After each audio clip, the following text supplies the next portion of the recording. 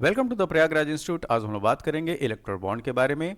अब तक electoral bond के बारे में जो भी इंफॉर्मेशन है वह इंफॉर्मेशन जो है इस वीडियो में दी जाएगी। इसका मतलब ये कि जब से इलेक्ट्रोल बॉन्ड की जो है उत्पत्ति हुई है इस इलेक्ट्रोल बॉन्ड स्कीम की, तब से लेकर आज तक मतलब कि 15 मार्च 2024 तक जो भी अपडेट हैं इलेक्ट्रोल बॉन्ड से रिलेटेड, वो सारी बात जो है इस वीडियो में कवर करेंगे, जो कि आपके एग्जाम के लिए काफ़ी इंपॉर्टेंट है। तो चलिए सबसे पहले स्टार्ट करेंगे कि आखिर ये इलेक्ट्रोल बॉन्ड होता क्या है। देखिए, इलेक्ट्रोल बॉन्ड योजना मतलब कि इलेक्ट्रोल बॉन्ड जो स्कीम है, राजनीतिक दलों को पारदर्शी तरीके से चंदा इकट्ठा करने में मदद करने के उद्देश्य से केंद्र सरकार द्वारा इसकी शुरुआत की गई थी। ठीक है, तो जो पॉलिटिकल पार्टी है उनकी जो फंडिंग है उसमें ट्रांसपेरेंसी क्रिएट हो, पारदर्शिता है, इसके लिए इलेक्ट्रोल बॉन्ड स्कीम जो है वो लाई गई थी। केंद्र सरकार ने 2 जनवरी 2018 को इस बॉन्ड स्कीम को नोटिफाई किया था।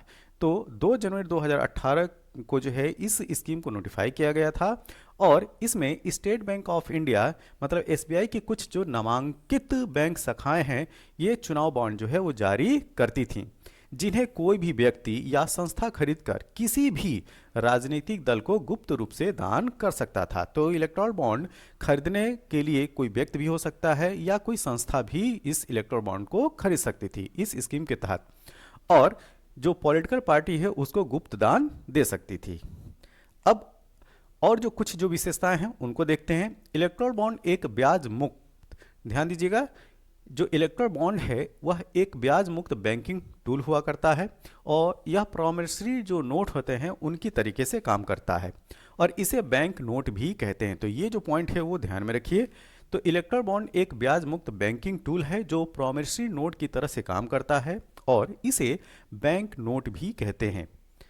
भारत में पंजीकृत कोई भी नागरिक या संगठन आरबीआई द्वारा निर्धारित केवाईसी मानदंडों को पूरा करने के बाद इन्हें खरीद सकता है। तो मतलब कि भारत का कोई भी सिटीजन और या यहाँ पे ये जो संगठन है उसको जो है इलेक्ट्रोल बॉन्ड को खरीद सकता है। होना क्या चाहिए, जो आरबीआई के द्वारा जो केवाईसी के जो मानदंड हैं, ठीक है, जो पैरामीटर्स हैं, बस उसको पूरा करना होगा।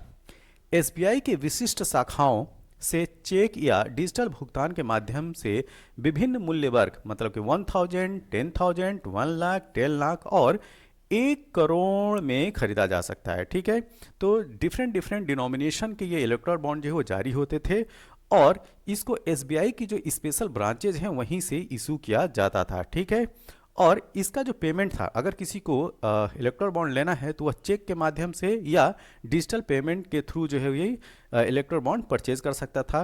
और जो डिफरेंट डिनोमिनेशन थे, ठीक है, वह 1000, 10,000, 1 लाख, 10 लाख और 1 करोड़ रुपए के बॉन्ड जारी किए जाते थे। ठीक है, अब दूसरा पॉइंट यह है कि 15 दिनों के भीतर लोक प्रतिनिधित्व अधिनियम 1951, ठीक है, जो पीपल रिप्रेजेंटेशन एक्ट 1951 है, उसके तहत जो भी रजिस्टर्ड पॉलिटिकल पार्टी हैं, राजनीतिक दल हैं, उनके खाते में भुनाया जा सकता है। अगर 15 दिन के अंदर नहीं भुनाया गया पॉलिटिकल पार्टी के द्वारा तो यह ऑटोमेटिक जो है प्रधानमंत्री राहत कोष में चला जा रहा है। दाता और प्राप्तकर्ता राजनीतिक दल की पहचान गुप्त रहती है। ठीक है, तो जो देने वाला है और जो लेने वाला है इसकी जो इंफॉर्मेशन थी वो गुप्त रखने की बात या गुप्त जो है वो रहेगी, यह बात जो है इलेक्ट्रोल बॉन्ड स्कीम में कही गई थी। आगे हम बात करते हैं इस पे जो डिस्प्यूट क्रिएट हुआ वह क्या था। ठीक है, तो जब से इलेक्ट्रोल बॉन्ड जो है जारी हुआ है तब से इस पे जो है विवाद बना हुआ है। ठीक, तो पहला पॉइंट यहाँ पे यह है कि इसे धन विधेयक मतलब कि मनी बिल, जैसा कि हम जानते हैं कि मनी बिल जो है आर्टिकल 110 के तहत जो है वो आता है, तो धन विधेयक के रूप में वर्गीकृत करके पारित किया गया था। ठीक है, जिसके कारण यह अपने शुरुआत से ही विवाद का विषय बना रहा। तो मनी बिल को थोड़ा सा मैं जो है हाईलाइट कर दूं। आर्टिकल 110 के तहत जो मनी बिल का जो प्रोविज़न है इसमें यह होता है कि मनी बिल केवल और केवल जो है लोकसभा में प्रस्तुत होता है और लोकसभा के द्वारा यह बिल पास होने के बाद, ठीक है, राज्यसभा को अगर ये भेजा जाता है, ठीक, तो राज्यसभा केवल और केवल इस पे जो है सलाह दे सकती है, ठीक, उसको रोक नहीं सकती है, ये ध्यान रखिए। और जो अगर उसने इस बिल के ऊपर अगर उसने सलाह दिया है तो यह कोई ज़रूरी नहीं है कि उसकी सलाह को माना जाए। ठीक है, तो यहाँ पे बात क्लियर होती है कि पूरी जो अथॉरिटी होती है वो लोकसभा की ही होती है। ठीक है, तो इस जो इलेक्टोरल बॉन्ड जो स्कीम थी उसको धन विधेयक के रूप में जो है वर्गीकृत करके पारित किया गया, जिसके कारण से शुरू से ही इस पे विवाद बना हुआ है। दूसरा पॉइंट ये है कि इसने सूचना के अधिकार का उल्लंघन किया, जो राइट टू इंफॉर्मेशन है उसका जो है ये इसने वायलेशन किया। तीसरा पॉइंट पारदर्शिता और जवाबदेही की कमी। जब राइट टू इंफॉर्मेशन ही नहीं है, ठीक है, इसका जो है अगर इसने वायलेशन कर रहा है तो ट्रांसपेरेंसी और जो अकाउंटेबिलिटी है, जो जवाबदेही है, वो भी इसके थ्रू जो है नहीं पॉसिबल था। ठीक है, इलेक्टोरल बॉन्ड खरीदने वाले की पहचान जाहिर नहीं की जाती है और इससे चुनाव में काले धन के इस्तेमाल की संभावना है। ठीक है, तो जब इलेक्टोरल बॉन्ड स्कीम है, कौन खरीद रहा है, कौन किसको दे रहा है, जब ये पता ही नहीं है तो इसमें ब्लैक मनी के यूज़ को जो है वो बढ़ावा मिलेगा। किस में? राजनीतिक खर्चों में। ठीक है, तो जो इलेक्शन है, इलेक्शन में ब्लैक मनी जो है वो ज़्यादा इस्तेमाल होगा इस इलेक्टोरल बॉन्ड के स्कीम के थ्रू। तो ये बात जो है इलेक्टोरल बॉन्ड स्कीम में कही जा रही थी। ठीक है, इस प्रकार यह एक विवादित योजना राजनीतिक फंडिंग के लिए नए तरीकों की आवश्यकता, मतलब कि एक तरीके से जो पॉलिटिकल फंडिंग है उसका एक टूल्स तैयार किया गया। ठीक, तो लेकिन ये जो टूल्स था वो ब्लैक मनी को, और मतलब कि जो पॉलिटिकल पार्टी हैं उनको ब्लैक मनी ज़्यादा से ज़्यादा मिले, उस तरीके के का जो है एक ये मॉडल या एक कहा जाए एक टूल की तरीके से ये यूज़ होने लगा। ठीक है, इसी क्रम में 15 फरवरी 2024 को सुप्रीम कोर्ट द्वारा असंवैधानिक घोषित कर दिया गया। ठीक है, तो जब इस तरीके की जो इसमें कमियां थी, विवाद था, तो 15 फरवरी 2024 को सुप्रीम कोर्ट ने इसको जो है नॉन कॉन्स्टिट्यूशनल बता दिया, असंवैधानिक घोषित कर दिया। ठीक है, और पॉइंट्स क्या थे? पॉइंट्स यही थे। अब 15 फरवरी 2024 को सुप्रीम कोर्ट के 5 जजों के संवैधानिक पीठ, ध्यान दीजिएगा जो कॉन्स्टिट्यूशनल बेंच होती है वो 5 जजों की होती है, तो 5 जजों की जो कॉन्स्टिट्यूशनल बेंच है उसके द्वारा सूचना के अधिकार मतलब राइट टू इंफॉर्मेशन का उल्लंघन बताते हुए, ठीक है, सर्वसम्मत, ये बहुत इंपॉर्टेंट पॉइंट है, जो 5 जजों की बेंच थी उसमें किसी को ऑब्जेक्शन नहीं था, उन्होंने सर्वसम्मत फैसले में इलेक्टोरल बॉन्ड्स योजना को संविधान के अनुच्छेद आर्टिकल 19(1)(a) के तहत सूचना के अधिकार का उल्लंघन बताया। ठीक है, तो राइट टू इंफॉर्मेशन के तहत जो बात की जा रही है कि जो आर्टिकल 91(a) है जो कि फंडामेंटल राइट में आता है, उसका वायलेशन है क्या? Electoral bond scheme. तो इस बेस पे सुप्रीम कोर्ट ने इसको नल एंड वाइड कर दिया। और ध्यान दीजिएगा इसमें 5 जजों की जो है बेंच बैठी हुई थी और इसको लीड कर रहे थे chief justice of India DY Chandrachud. तो इसमें जो है सर्वसम्मत से फैसला लिया गया था। आधार क्या बनाया गया था? अनुच्छेद 19(1)(a) को। इसके साथ ही जनप्रतिनिधित्व अधिनियम की धारा 29C, ध्यान दीजिएगा, जनप्रतिनिधित्व अधिनियम की धारा 29C, कंपनी अधिनियम की धारा, ध्यान दीजिएगा, कंपनी अधिनियम की धारा 183(3), आयकर अधिनियम की धारा 13A(b), ठीक, 13A का सबसेक्शन B में संशोधन को भी रद्द कर दिया है। ठीक, जिन्होंने दान को गुमनाम बना दिया था। ठीक है, तो यह जो दान था इसको गुमनाम बनाने वाले जो प्रोविजन थे वो प्रोविजन कहाँ कहाँ थे?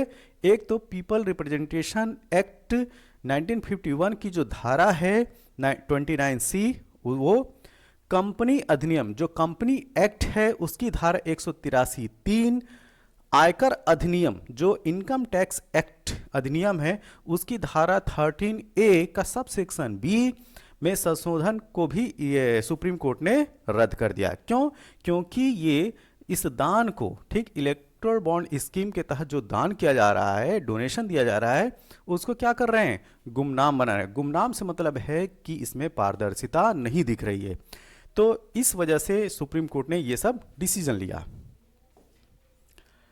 अगला पॉइंट, इसके अलावा सुप्रीम कोर्ट ने निर्देश दिया कि जारीकर्ता बैंक मतलब कि स्टेट बैंक ऑफ इंडिया, तो भारतीय स्टेट बैंक इलेक्टोरल बॉन्ड्स के मुद्दे को तुरंत रोक देगा ये 15 फरवरी की बात हो रही है, और उसे इलेक्टोरल बॉन्ड्स के माध्यम से दान का विवरण, ठीक, जो जो जिसने भी जो है इलेक्टर बॉन्ड जो है वो परचेज किया है और किस किस पॉलिटिकल पार्टी को ये इलेक्टर बॉन्ड जो है जारी हुए हैं, ये सारा जो विवरण है, सारा जो विवरण है वो, और योगदान प्राप्त करने वाले राजनीतिक दलों का विवरण प्रस्तुत करना होगा। मतलब कि लेने वाले और देने वाले दोनों का जो डेटा है वह एसबीआई को जारी करना होगा। ये 15 फरवरी की बात है।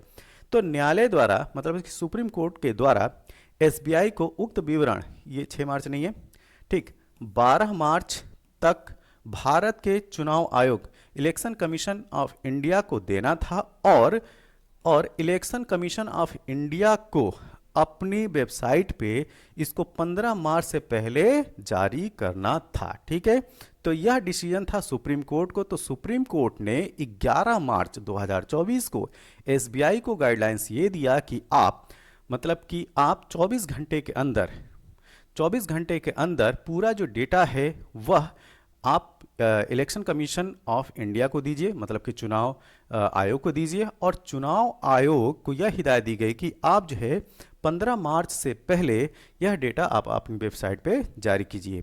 और यह डेटा किससे रिलेटेड है? यह डेटा रिलेटेड है जो इलेक्टोरल बॉन्ड को जिन्होंने खरीदा है, और यह इलेक्टोरल बॉन्ड जिस पॉलिटिकल पार्टी को जारी किए गए हैं।